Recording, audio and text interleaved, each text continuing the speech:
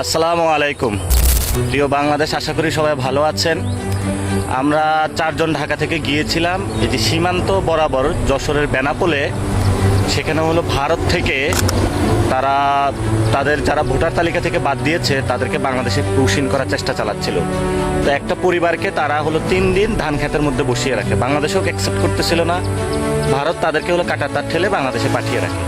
তো বাংলাদেশের সীমান্ত ব্যবস্থা দুর্বল, সীমান্ত হত্যা এবং এই যে পুশিং করে প্রায় 30 লক্ষ লোককে এবং তাদের ফ্যামিলি সহ বাংলাদেশে তারা পাঠানোর চেষ্টা করছে, যেটা হলো আমাদের পুরো সার্বভৌমত্বের জন্য হুমকি।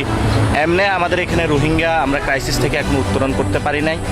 এমত অবস্থায় এই ধরনের বড় একটি বিপর্যয়ের মধ্য দিয়ে বাংলাদেশ যাচ্ছে।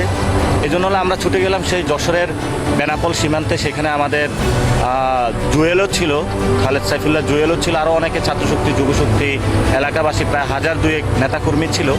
আমরা সেখানে যেই জায়গাতে তাদেরকে পুশিং করেছিল সেখানে গিয়েছিলাম।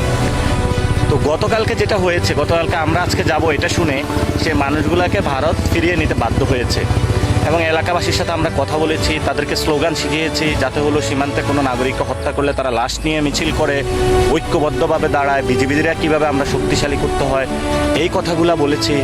এবং সাথে সাথে বাংলাদেশের সার্বভৌমত্ব এবং মর্যাদাকর বাংলাদেশ কীভাবে আমরা গড়তে পারি সে বিষয়ে আমরা সীমান্তবাসীর সাথে কথা হয়েছে। তা আমি আজকে আপনাদের মোবাইলে একটা ভিডিও নিলাম এবং এটা একটা সেলফি ভিডিওতে করছি, কারণ আমার ঝিনাইদহতে যে ক্যামেরাটা ছিল সবগুলো আমাদের ক্যামেরা প্রোডাকশন টিমের যা ছিল সব কিছু হলো এই ছাত্রদল হলো চুরি করে ডাকাতি করে নিয়ে গিয়েছিল।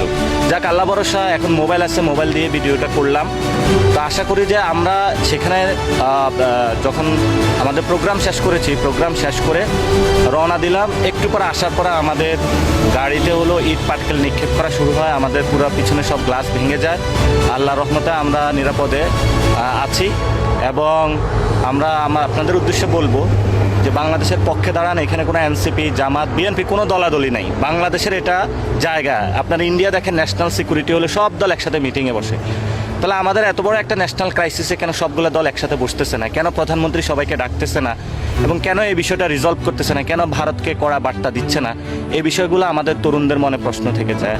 তা আমরা তরুণরা বাংলাদেশে ঐক্যবদ্ধ, বাংলাদেশের 18 কোটি মানুষ যারা ডায়াসপোরাতে, আমাদের যতদিন শরীরে রক্ত থাকবে ততদিন আমরা ইনশাল্লাহ সীমান্ত রক্ষা করে যাব। সীমান্ত এবং সার্বভৌমত্বের প্রশ্নে, ইসলাম এবং মুসলমানদের প্রশ্নে আমরা বাংলাদেশে কোনো আপোষ করব না। সবাই ভালো থাকবেন, দোয়া করবেন আমাদের জন্য। আসসালামু আলাইকুম। ইনকিলাব জিন্দাবাদ।